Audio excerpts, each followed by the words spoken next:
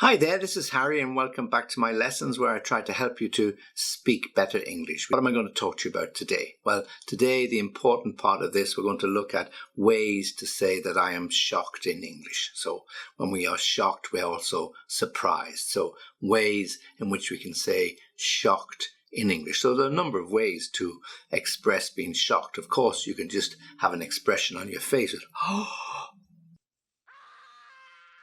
and you don't have to say anything, and people will immediately know by the look on your face that you're somewhat shocked by what you've seen or what you've heard or what somebody has said to you. But there are lots of expressions and words that you can use. So let me go through them one by one. So the first one, I'm speechless. Well, when we talk about speech is how we talk. We can make a speech, a wedding speech, a speech at a presentation. And when we are speechless, it means we can't say anything. Now, we could be speechless because we've lost our voice. We can't speak at all. But when we are shocked, usually we go, and because of that intake of breath, it's very hard to get the words out. So this is where it comes from. I'm speechless, or I was speechless. So some news you get that really shocks you. So you heard that your boss was leaving the company and he'd been working there for, as far as you knew, 20 years. But you heard he's leaving and he's going to go and live in the country and he's going to spend his time fishing. And you go, oh my God, I'm speechless. I just don't know what to say. I thought he would be here until he died. So you're speechless. Okay, and then the second one, I'm lost for words. Again, something similar. When we're speechless, we can't find the words to say. So another way to express it would be to say, I'm lost for words. Now, this could be shock or a surprise that's either positive or negative.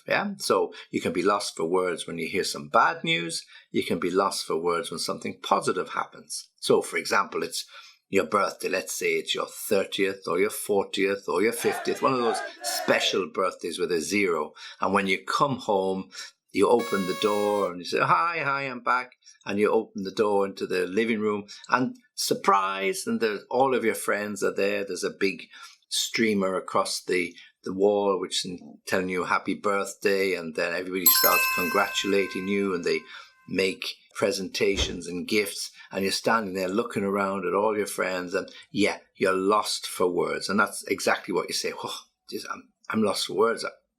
I wasn't expecting this. That's not what I was expecting at all. In fact, I thought I was just going to have a quiet evening. In fact, I really wanted to forget about it, but I'm so happy that you're all here. So you're lost for words. The next is I'm flabbergasted. Now here you're very careful with the pronunciation and just check on the spelling. I'll put it up on the screen. Flabbergasted. Flabbergasted. Very, very British English word, and it usually is there to describe when somebody is really surprised by whatever they've seen or whatever they've heard. So for example, if you're sitting at home one morning and you hear the postman coming and there's a letter falls through the letterbox, and you go and you pick it up and you don't recognize the type of envelope, but your name is on it. So you go inside, you sit down and you open the envelope and you go, oh my God. And then you try to explain to your wife or partner, like I've won the first prize, that competition that I said I would enter, but I didn't. I'm flabbergasted. I don't know what to say. So flabbergasted, being really, really surprised by the news you've received in the envelope. You just go up, you start mumbling and muttering, and you just can't get the words out. You're flabbergasted. So that's really good news, because obviously you get a prize or you've won something. It's bound to be good news. It's either going to be a monetary prize or a holiday or a new car, whatever it might be. But you never expected to win it. You never expected to be in that position. And so when you do get the news and your name and those details appear in the envelope when you open it, well, of course, you're going to be absolutely surprised. And the word flabbergasted. Flabbergasted. Next word is a sort of opposite in the sense of not so formal word, so it's quite an informal word. Okay, so when we say gobsmacked, gob is a very, very slang word for your mouth. Yeah. So this is your gob. So if somebody tells you to close your gob or shut your gob, it means to not to say anything. So when you're gobsmacked, it's like somebody putting the hand smack over your mouth. So when you can't say anything, yeah? So again, when you get a surprise or something happens that you weren't expecting, or some news that somebody has told you, then yeah, I'm totally gobsmacked, totally gobsmacked. So you're telling your friends in the bar the next night or 2 nights later, what, you never guess what happened. I mean, I was just sitting in my office doing something, and my boss called and said he wanted to talk to me, and he hands you this envelope and you think you're going to get sacked. Yeah, I said, I don't know what I was going to see, but when I opened the envelope, I got that promotion, you know, and poof, I'd almost forgotten about it because it's so long ago since I spoke to him, and there it is in black and white. I was completely gobsmacked. Yeah, really, really good news, but yeah, I just didn't know what to say, didn't know whether to thank him, whether to shake him by the hands. In fact, I could have even hugged him. I was so happy. So I was completely gobsmacked. Now, the next few are very, very similar. Some of them are formal, some of them are more informal. So let me give them to you quickly. Astounded, a little bit more formal. I'm astounded, yeah? I'm astounded by the reaction of the party members. So it could be a debate on television, and you've got two politicians arguing what's right and what's wrong, and do they agree or don't they agree. And of course, if you listen to politicians, they never listen to each other. They just try to make the point, and then they cut across each other, and you have this, and one turns to the other and say, well, I'm absolutely astounded that your party would take this position. So astounded, quite formal way to say, yeah, I'm really surprised, or as I said before, I'm gobsmacked. So astounded. I'm astounded that you would take that position. I'm astounded that the government would see it appropriate to close down these bicycle lanes when everybody's trying to encourage people to have more exercise. I'm astounded by whatever you happen to hear. Astounded.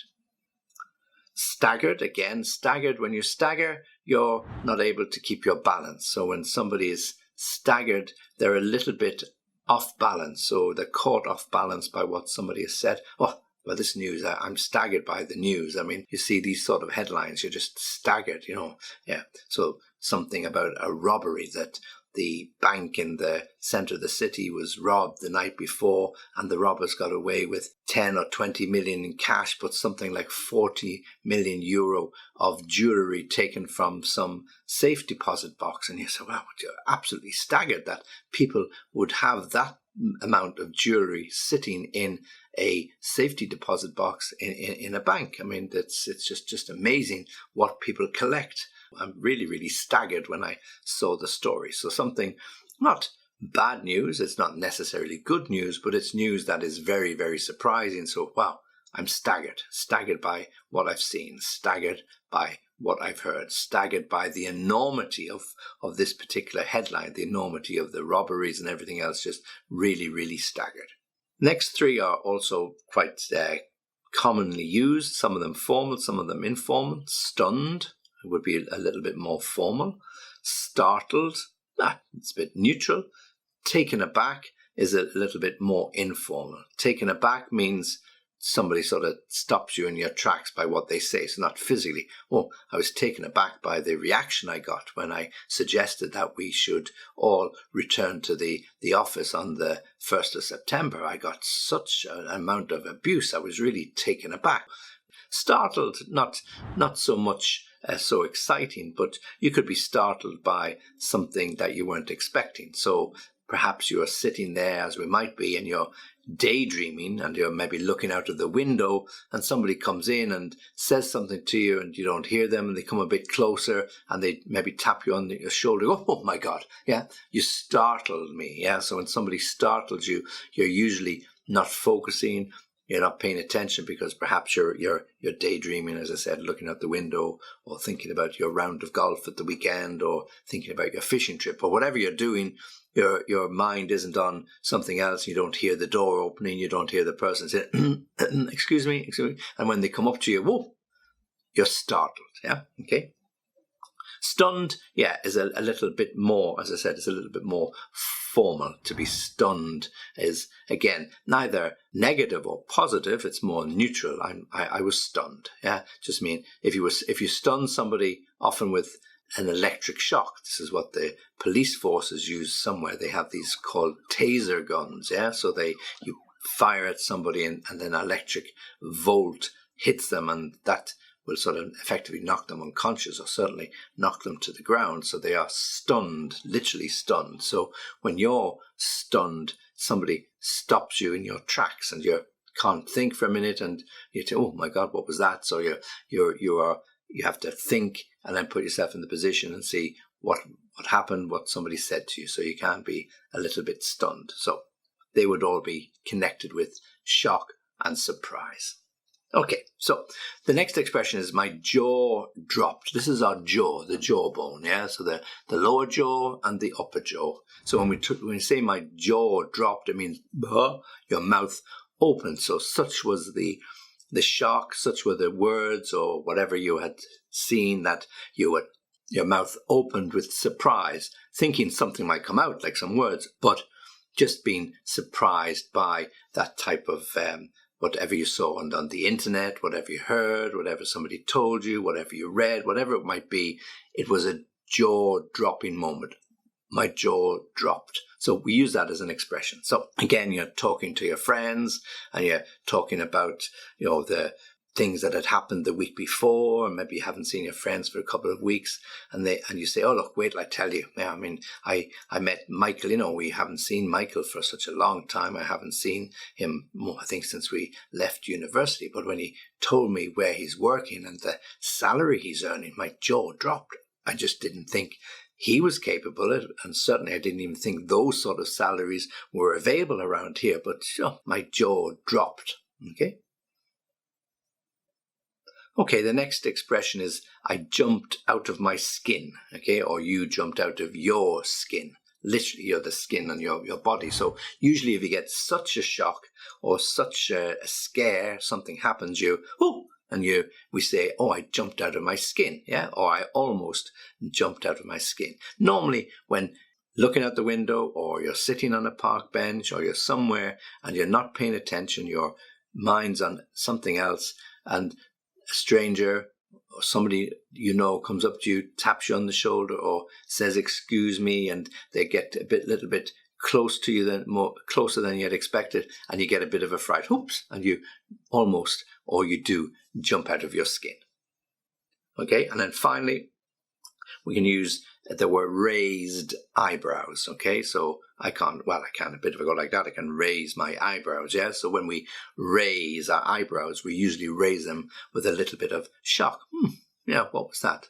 So you can just have that facial expression, so raised eyebrows. But when we say the word raised eyebrows, it means that people around you were shocked when they heard whatever you had to say. So, for example, you're sitting at the boardroom or the meeting room, all your colleagues are there, people are sitting there, and people are expecting the same old type of things to come out. "Oh yeah, the sales this week were la la la, and the sales next month might be blah blah blah." So everybody's going through the normal thing. Nothing's out of the ordinary. Then when it comes to your turn, you say, "Well, look, I think this is probably best time to tell you that I'm leaving the company next week." There were really raised eyebrows when you said that. People were looking at you thinking, "That's not such a good place to mention it. Why wouldn't you have mentioned it to the boss on your own?" So you're sitting there and you're telling everybody, the people there. So there were really raised eyebrows. So that means people were shocked.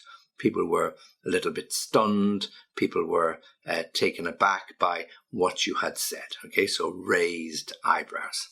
Okay, so those are the type of expressions we use, or ways of saying we are shocked. Now, there are other ways in which people can say they are shocked. They can use words like, "Oh my God." You'd often hear that, and that would be a way of expressing a certain amount of shock.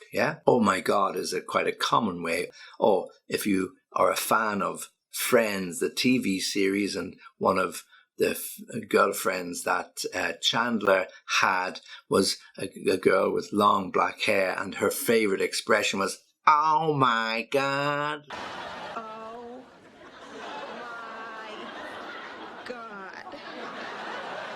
Yeah. So if you watch Friends, you'll hear that all of the time. Yeah. So there are different ways to use other words to express that type of shock and horror.